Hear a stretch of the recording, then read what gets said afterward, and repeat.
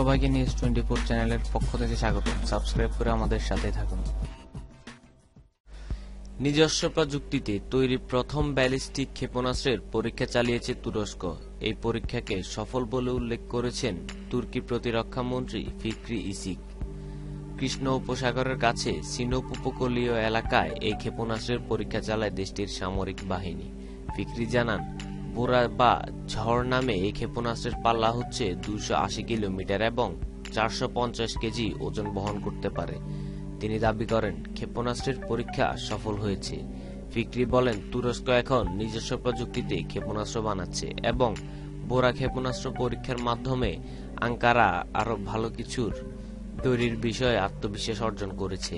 তুরস্কের উল্লেখযোগ্য অস্ত্র নির্মাণকারী প্রতিষ্ঠান রোকেস্তান এই ক্ষেপণাস্ত্র তৈরি করেছে।